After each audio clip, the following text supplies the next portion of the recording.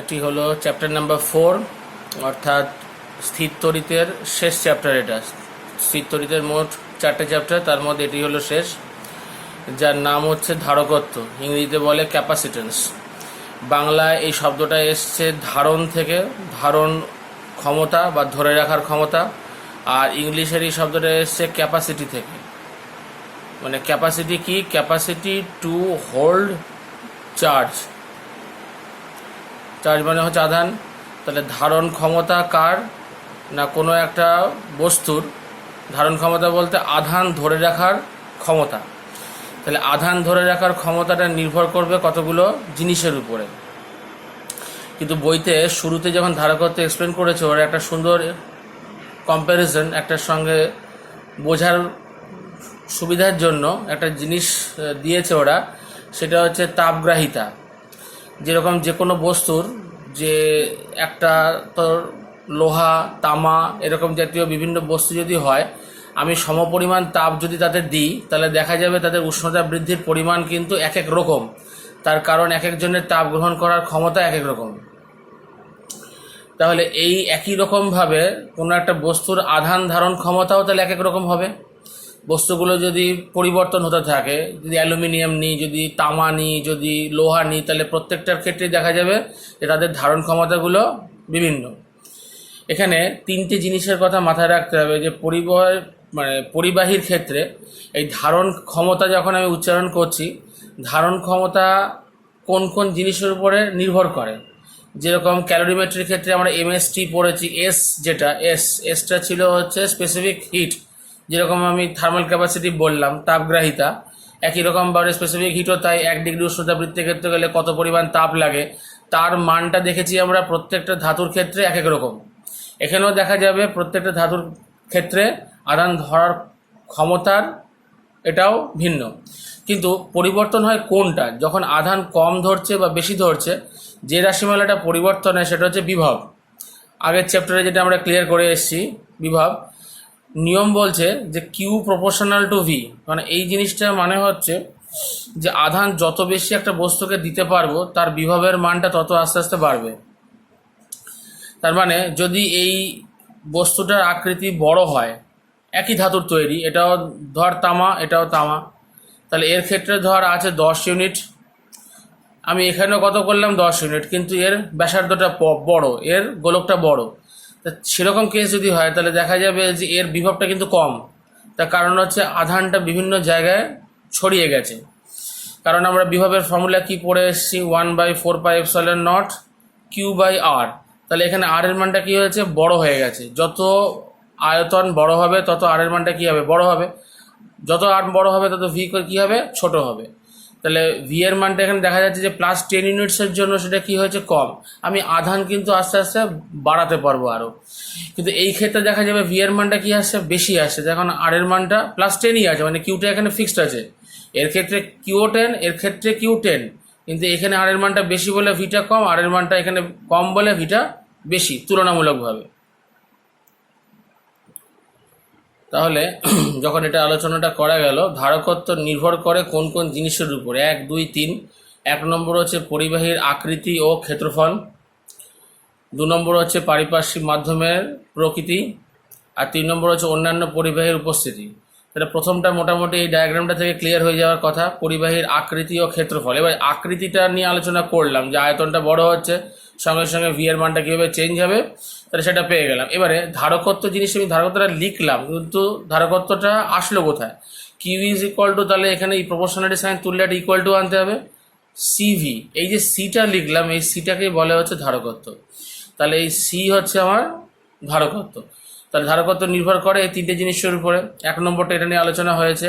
ক্ষেত্রফলটা নিয়ে 1 নম্বরে যে ক্ষেত্রফল পার্টটা, সেটা কিভাবে আলোচনা হতে পারে, সেটা বলছে যে এরকম একটা স্টিক, একটা রাউন্ড স্টিক, তার উপরে একটা যদি আমি টিনের পাত রোল করে রাখি, যেরকম ক্যালেন্ডারকে রোল করে রাখে, সেরকম করে যদি রোল করে রাখি, তাহলে আস্তে আস্তে কী করব? ক্যালেন্ডারটাকে আমি ছাড়তে আরম্ভ করব নিচের দিকে। যত ছাড়তে আরম্ভ করব তত দেখা যাবে তার ক্ষেত্রফল বৃদ্ধি পাচ্ছে। আর যত ক্ষেত্রফল বৃদ্ধি পাবে, তাতে পরিবাহীর বিভব কী হবে, কমতে থাকবে আস্তে আস্তে। তার কারণ হচ্ছে যে পরিমাণ আধান এখানে আমি দিয়ে রেখেছিলাম, যখন পুরোপুরি ওটা এই লাঠিটার উপরে জড়ানো ছিল, ধর ওখানে 100 ইউনিট দেওয়া ছিল, কিন্তু ক্ষেত্রফল ছিল কম। তো যে মুহূর্তে আমি ওটাকে ছাড়তে আরম্ভ করলাম, ঘোরাতে আরম্ভ করলাম, তাহলে কী হবে, ওটা ছাড়বে, নিচের দিকে নামবে আস্তে আস্তে, ঠিক ক্যালেন্ডার যেরকম খুলতে থাকে। তাহলে তখন দেখা যাবে ক্ষেত্রফলটা বৃদ্ধি পাচ্ছে। ক্ষেত্রফলটা বৃদ্ধি পাচ্ছে মানে আধানটা ছড়িয়ে যাচ্ছে অনেকটা জায়গা, তার মানে একটা আধান থেকে আরেকটা আধানের দূরত্বটা বাড়ছে অনবরত। তাহলে সেই ক্ষেত্রে দেখা যাবে বিভবের মানটা কিন্তু কমবে। তার মানে হচ্ছে আরও আধান ধরার ক্ষমতা ওর আছে, মানে আধান ধরন ক্ষমতাটা এখানে দেখা যাবে, কিন্তু আধানটা ধরাটা বৃদ্ধি পাবে আস্তে আস্তে যদি আমি বাইরে থেকে আবার আধান দিই ওকে। আচ্ছা, 3 নম্বর হচ্ছে পারিপার্শ্বিক মাধ্যমের প্রকৃতি। পারিপার্শ্বিক মাধ্যমের প্রকৃতিটা একটু আলোচনা করতে গেলে বইতে লক্ষ্য করবি, ওখানে গোল্ড লিফ ইলেকট্রোস্কোপ, স্বর্ণপত্র তড়িৎবীক্ষণ যন্ত্র, এইটা দিয়ে কিন্তু প্রত্যেকটা 3টে জিনিসই আলোচনা করা আছে বইয়ের মধ্যে। ওই পার্টগুলো ভালো করে পড়তে হবে। আমি শর্টে যেটুকু এক্সপ্লেন করার সেটুকু করে দিচ্ছি। বলছে যে পরিবাহীর চতুর্দিকে বায়ুর পরিবর্তে অপর কোনো পরাবৈদ্যুতিক মাধ্যম যদি রাখা হয়, বায়ুটাও হচ্ছে পরাবৈদ্যুতিক, আর যদি আমি কাঁচ নিয়ে আসি, কাঁচের পাত নিয়ে আসি, সেক্ষেত্রেও দেখা যাবে সেটা পরাবৈদ্যুতিক মাধ্যম। সেটা যদি কাছাকাছি নিয়ে আসি তাহলে দেখা যাবে পরিবাহীর ধারকত্ব বেড়ে যায়। মাধ্যমের পরাবৈদ্যুতিক ধ্রুবকের মান যত বেশি হবে ধারকত্ব তত বাড়বে কিন্তু আস্তে আস্তে। তাহলে পারিপার্শ্বিক মাধ্যমের প্রকৃতি যখন আলোচনা করব, গোল্ড লিফ ইলেকট্রোস্কোপ চাই আমার, স্বর্ণপত্র চাই। তাহলে স্বর্ণপত্রটার সঙ্গে কী করব, একটা প্লাস আধানযুক্ত একটা পাথ এনে আমি তার সঙ্গে কী করলাম, সংযোগ ঘটিয়ে দিলাম। তাহলে এটাও কী হয়ে গেল, পুরোটা প্লাস হয়ে গেল। তাহলে এই দুটো প্লাস হলে মানে বিস্ফোরণটা খুব সুন্দরভাবে বোঝা যাবে। সেজন্য এখানে লিখে রেখেছি বেশি বিস্ফোরণ। কেন বেশি বিস্ফোরণ, পরের ডায়াগ্রামটা যদি ড্র করা যায়, যে এখানে আমি পজিটিভটা নিয়ে এসেছিলাম, প্লাসটা, এবার বলছে এটা কাঁচের পাত আমি তার পাশাপাশি নিয়ে এসেছি, এই যে পারিপার্শ্বিক মাধ্যম। তাহলে কী হবে, এই প্লাসটা এই কাঁচের পাতের মাইনাসগুলোকে কাছে টানবে আর এই প্লাসগুলোকে দূরে ঠেলবে। তাহলে এখানে যখন সংযোগ ঘটানো আছে, তাহলে এটাও প্লাস থেকে দেখা যাবে বিস্ফোরণটা কিন্তু কমে গেছে। যে পরিমাণ বিস্ফোরণ এখানে দেখা যাচ্ছিল সে পরিমাণ বিস্ফোরণ কিন্তু নেই এখন। তার কারণ কি, এই প্লাসের জন্য একটা মাইনাস তৈরি হয়েছে এখানে। তাহলে বিভবের মানটা আগে যদি আমার ভি থেকে থাকে, তাহলে এখন হয়তো মাইনাসের জন্য কত কমেছে, ধরে নিলাম সাপোজ ভি ড্যাশ। আবার এই প্লাসের জন্য কী হবে, কিছুটা পরিমাণ আবার বেড়ে যাবে। মাইনাসের জন্য বিভবটা কী হবে, ঋণাত্মক বিভব হবে, তাহলে কিছুটা বিভব সাবট্রাক্ট হয়ে গেল এর থেকে। কিন্তু এই প্লাসটা থাকার জন্য আবার কিছুটা বিভব এখানে প্লাস হবে। কিন্তু দেখা যাবে যে এই যে মাইনাস পার্টটা, যেটা আমি মানে বিয়োগ করছি যে পার্টটা, সে পার্টটা কিন্তু যোগ হওয়া পার্টের থেকে বড়। তার কারণ হচ্ছে মাইনাসটা কিন্তু কাছে রয়েছে, যত কাছে থাকবে তার বিভব কিন্তু তত বেশি হবে। তাহলে এখানে কিছুটা অ্যামাউন্ট সাবট্রাক্ট হবে। যেরকম সাপোজ ধরে নিই এটা 10 ছিল, বাদ গেল কত, হয়তো আমার 4 বাদ গেল, কিন্তু যোগ হলো 1 বা যোগ হলো 2। তাহলে সেখানে দেখা যাচ্ছে আলটিমেটলি বাদ যাচ্ছে কত, 2 বাদ যাচ্ছে, তাহলে পড়ে থাকছে হচ্ছে 8। কিন্তু 8টা কি সিগনিফাই করছে, যে আমার অ্যাকচুয়ালি ছিল 10 কিন্তু এখন কত হয়ে গেছে 8, তার মানে কি হয়েছে, কমে গেছে। তাহলে কমে যাওয়া মানে এখানে কি হবে, ধারকত্ব এখানে বাড়তে হবে করে, বিভবের মানটা কমে গেল। তাহলে বিভব যদি কমে তাহলে ধারকত্ব কি হবে, বাড়বে। Q is equal to C V, তাহলে এখানে সি ইজ ইকুয়াল টু কত লিখতে পারি, কিউ বাই ভি। তাহলে কি বললাম, এখানে ভি এর মানটা যদি কমে তাহলে ধারকত্বের মানটা কি হবে, বাড়বে। নিচেরটা যদি কমে সি এর মানটা বাড়বে। যে মুহূর্তে আমরা এই ফর্মুলাটা নিয়ে আমরা কাজ করতে আরম্ভ করব, C is equal to Q by V, তখন মাথায় রাখতে হবে ভিটা কিন্তু হচ্ছে পরিবর্তন, মানে কতটা আমি চেঞ্জ করছি সেটাকেও আমরা ধরে নিতে পারি। ভিকে লেখা থাকে বইয়ের মধ্যে, লক্ষ্য করতে হবে সেটা হচ্ছে বিভবের বৃদ্ধি, কতটা বিভব বৃদ্ধি করলাম তার জন্য সি এর ভ্যালুটা এখানে কনস্ট্যান্ট থাকবে। যদি যে বাকি 3টে প্যারামিটার নিয়ে এতক্ষণ আলোচনা করলাম, সেই 3টে প্যারামিটার যদি চেঞ্জ না করে তাহলে সি এর মান কিন্তু ধ্রুবক। যদি ওই 3টে প্যারামিটার, যেরকম ওই পারিপার্শ্বিকের কথা বললাম, একটা পরিবাহের ক্ষেত্রফল, তল, আকৃতি যদি চেঞ্জ, এইগুলো যদি ঠিক থাকে, মানে পরিবর্তনশীল না হয় বা পরিবর্তন না হয়, তাহলে কিন্তু সি এর মানকে কি ধরে নিতে হবে, সবসময় কনস্ট্যান্ট ধরে নিতে হবে। এই কথাটা আমি 2-3বার রিপিট করছি কেন, এই জায়গাটা ভুল হয়। সি এর মানটা ধ্রুবক, কিন্তু কখন ধ্রুবক, বাকি প্যারামিটার্সগুলো যেগুলোকে সি মানে পরিবর্তন হতে পারে সি, সেইগুলো যেন পরিবর্তন না হয়, তাহলে সি কনস্ট্যান্ট, না হলে কিন্তু সি কনস্ট্যান্ট হবে না। কিন্তু আকৃতি চেঞ্জ করে গেলে সি চেঞ্জ করে যাবে, ক্ষেত্রফল চেঞ্জ করলে সি চেঞ্জ করে যাবে, সেখানে সি ধ্রুবক, একমাত্রই বাকি তিনটে প্যারামিটার সেম থাকতে হবে।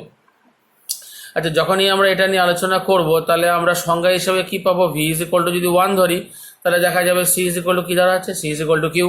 তাহলে কি বলতে পারি, কোনো পরিবাহীর বিভব একক পরিমাণ বৃদ্ধি করতে, কত বৃদ্ধি করেছি, একক পরিমাণ বৃদ্ধি করতে যে পরিমাণ আধানের প্রয়োজন, যে পরিমাণের আধানের প্রয়োজন তাকে সেই পরিবাহীর, যে পরিবাহী নিয়ে আলোচনা করা হচ্ছে সেই পরিবাহীর ধারকত্ব বলতে পারি আমরা। আর একটা কথা মাথায় রাখতে হবে, ধারকত্ব হচ্ছে কিন্তু স্কেলার রাশি, ধারকত্ব হচ্ছে স্কেলার রাশি, এটা মাথায় রাখতে হবে। আচ্ছা, ধারকত্বের units very important, very very important, সেটা হচ্ছে ফ্যারাড, FARAD, ফ্যারাড।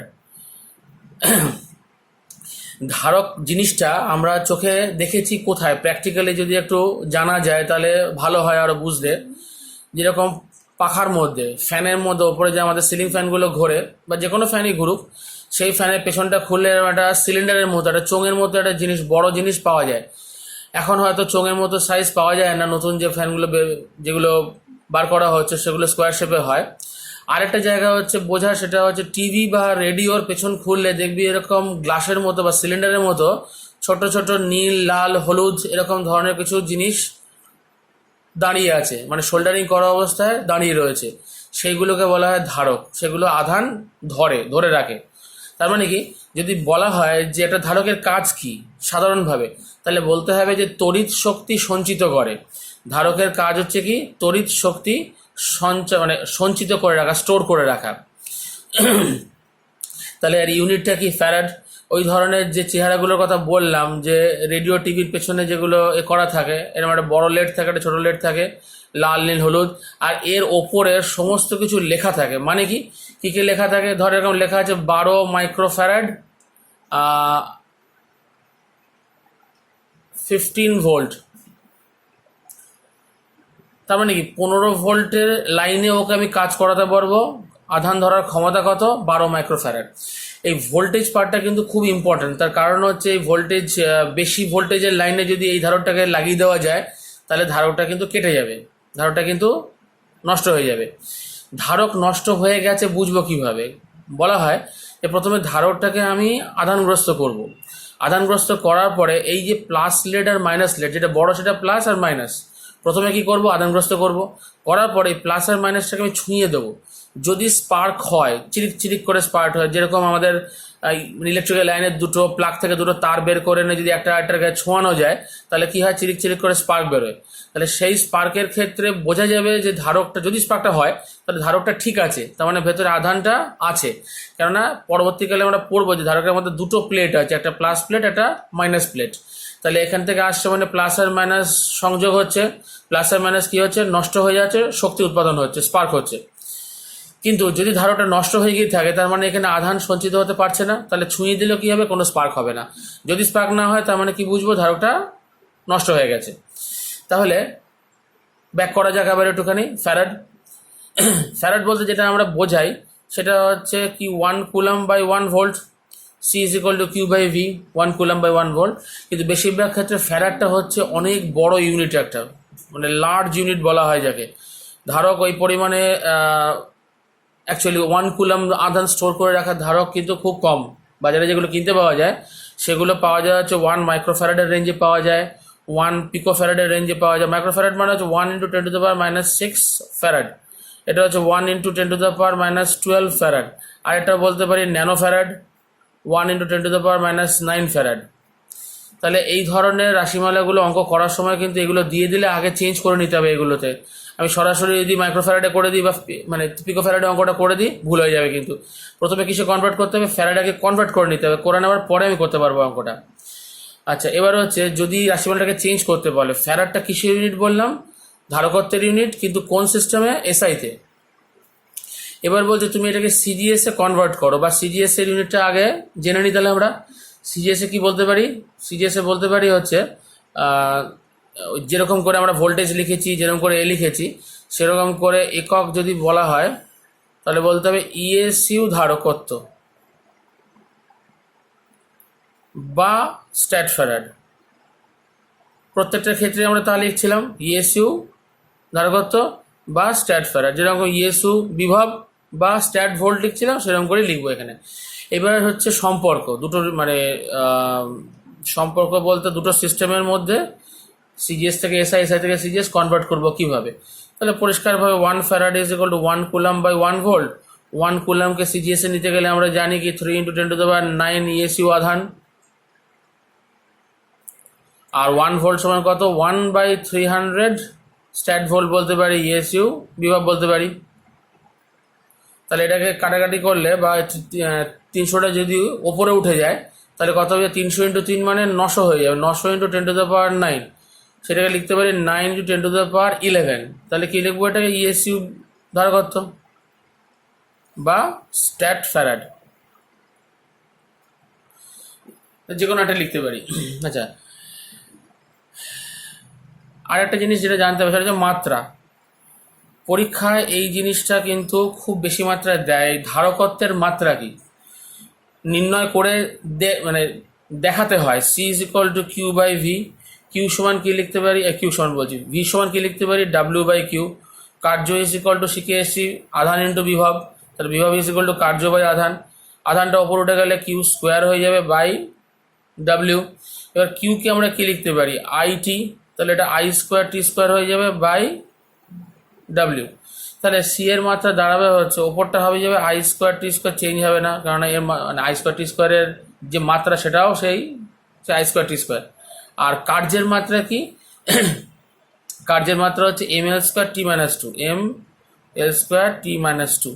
এটাকে একটু সাজিয়ে গুছিয়ে লিখলে এরকম হয়, এমটা -1 ওপর উঠে গেলে এল স্কোয়ারটা ওপরে উঠছে, তার মানে l⁻⁻², টি এর -2 আর 2 মিলে হচ্ছে t⁻⁴, আর আই স্কোয়ারটা ওপরে অলরেডি বসে আছে। তাহলে মাত্রা দাঁড়ালে কি m-1 l-2 t4 I square. আরেকটা ছোট জিনিস বলে এই ভিডিওটা শেষ করছি, সেটা হচ্ছে আমাদের যদি অন্য, যখন আমি বলেছিলাম যে পরাবৈদ্যুতিক মাধ্যম, তাহলে 1/4π এপসাইলন লিখতাম আমরা এটাকে কিউ বাই আর। তার মানে কি এটাকে যদি কে দিয়ে বা 4π এপসাইলন, এটাকে কী লেখা যায়, এপসাইলন আর epsilon naught Q by R. তাহলে এপসাইলন আর এর মানটা হচ্ছে আমাদের পরিবর্তন হতে হবে, যেমন মাধ্যম যখন চেঞ্জ হবে তখন এপসাইলন আর এর মানটা কী হবে, চেঞ্জ হবে। তাহলে এপসাইলন আর যদি বৃদ্ধি পায় তাহলে অটোমেটিক্যালি ভি কী হবে, কমবে। এটা যদি বাড়ে তাহলে ভিটা কী হবে, কমবে। একরকমভাবে C is equal to Q by V কী পেয়েছি, তাহলে ভি যদি কমে যায় তাহলে সি এর মানটা কী হবে, বাড়বে। তাহলে উল্টোটাও ঠিক, মানে এপসাইলন আরটা যদি কমে তাহলে ভিটা বাড়বে, সিটা কমবে।